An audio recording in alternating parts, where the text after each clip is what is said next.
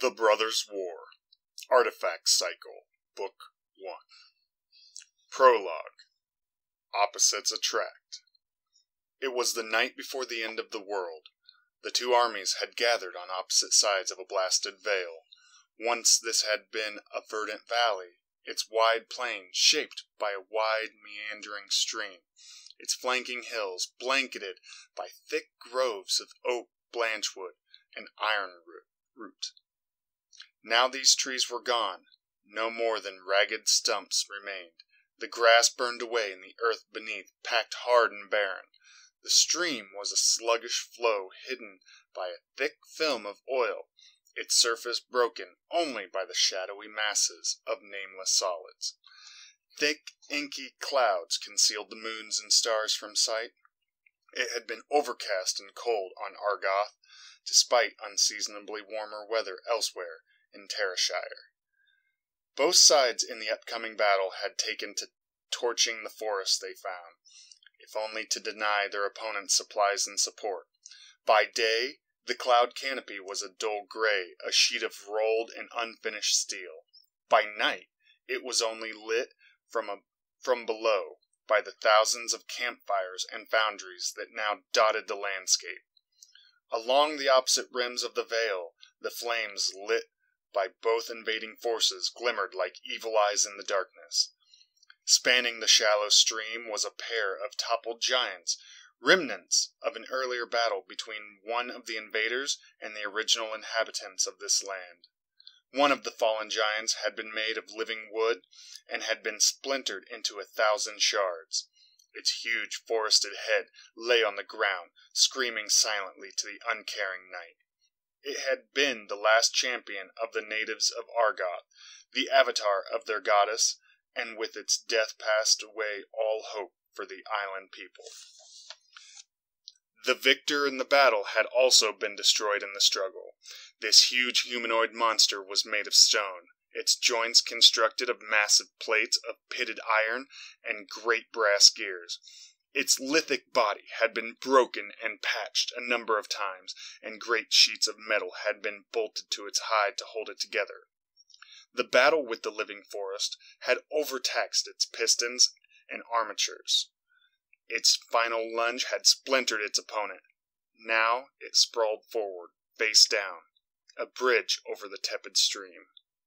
One of the stone giant's arms had been ripped loose from the battle and lay a few hundred feet away, its fingers raised to claw the sky. On the back of the granite giant's silent corpse, a lone figure waited. In his youth, he had been broad-shouldered and handsome, but the years of war and service to his master had exhausted him. His shoulders were slumped now. His frame carried the additional weight of both his responsibility and his age. His once tousled blonde hair worn short, and the first patch of skin was apparent at the crown of his head, herald of eventual baldness. Still, he was taller than most of his fellows, so others did not see it until he was seated. For the moment he paced along the giant's back. Tanos pulled his rough brown woolen cloak tighter around him, cursing the cold and dark. As he did so, his fingers scraped against the metal breastplate beneath. It did not fit him. Very little that had not been made specifically for his large frame did, and he had brought it along only as an afterthought. The message had been warm and welcoming, but it came from the enemy camp. Urza would be irritated if his former student let his guard down so easily. There was motion along the far side of the giant's back, near where its smashed head lay at a twisted angle to the rest of the body. Tanos did not see her climb up, but suddenly she was there, a flash of red hair surrounded by an ebon cloak. It was as if she wore a piece of night itself, and wore it very well. She was alone, and as she promised. As she crossed towards him, Tanos pulled a small device from his pocket. It was a flattened sphere with a lamp's wick jutting from the top. He pressed a stud along the side of the sphere, and the device sputtered. The wick burst into a brief yellow flame, which subdued to a soft orange hue as Tanos manipulated the small stud along the side. Ashnod drew into the light, and he saw that she had that bemused smirk that he had always found attractive. He also saw that there were now silver hairs among the scarlet. "I'd heard you were dead," he said. "Don't believe everything you hear, duck," replied Ashnod the Uncaring with a broad smile. "I've heard I had died at least 5 times in the past 10 years. The smile faded and the voice turned solemn. "You came. Thank you." "You sent a message," said Tanos. "It could have been a trap," said Ashnod. "It could have been," admitted Tanos, and opened his cloak. His breastplate reflected the small light, which glimmered off the 2 sets of ornate weapons that rode on his hips. Ashnod smiled again. "Good to know you're still cautious," she said. "Prepared," observed Tanos. "That is all. Prepared." Ashnod slung her pack on the ground, and she knelt next to it. Tanos hesitated, then joined her.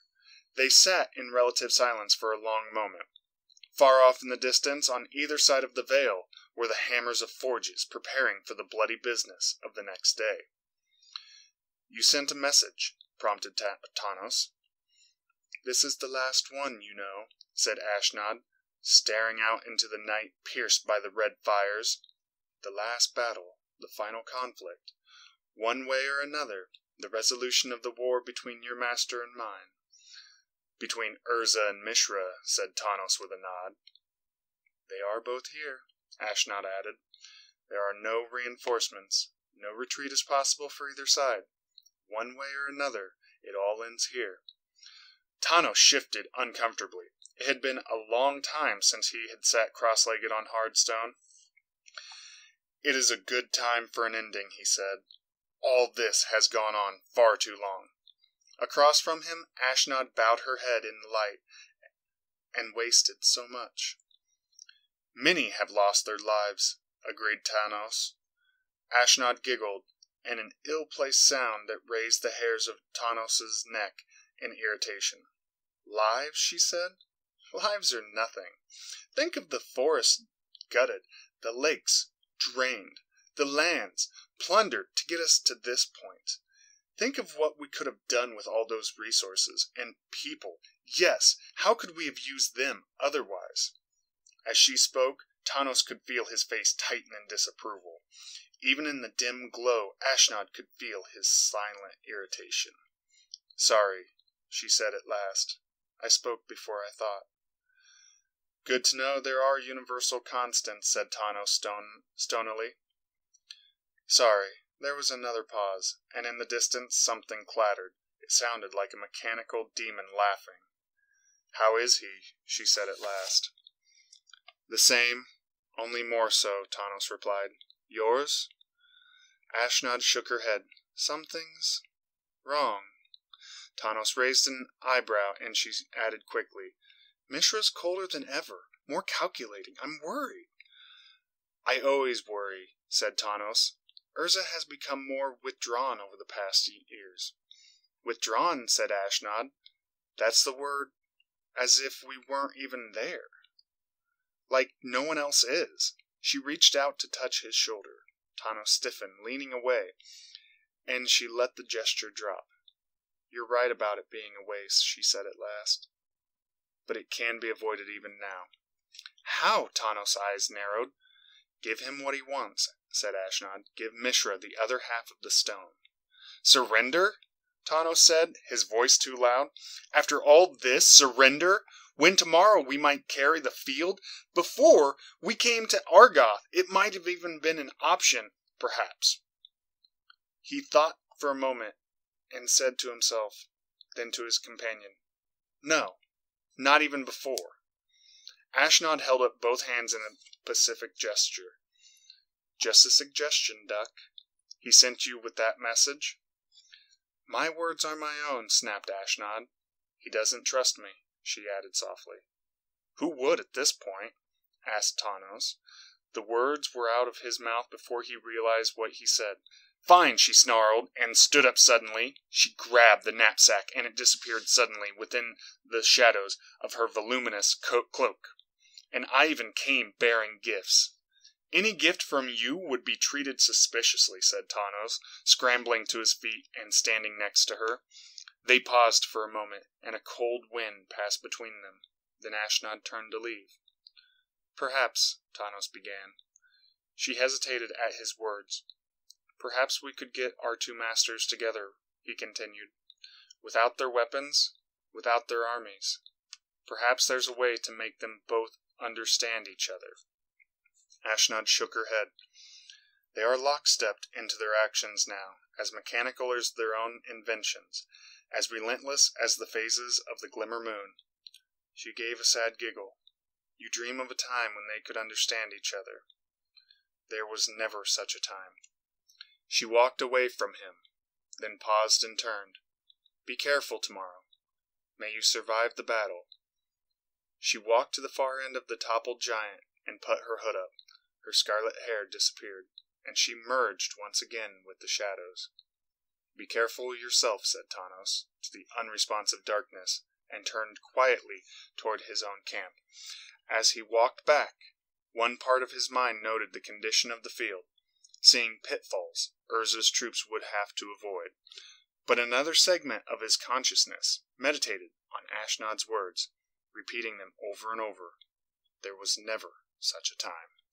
This has been Magic the Gathering's The Brothers' War Artifact Cycle, Book 1. I'll be doing other books along the way. I'll be also making other videos. So, if you like my content, go ahead, leave a like, subscribe, and check out our other videos. Bye!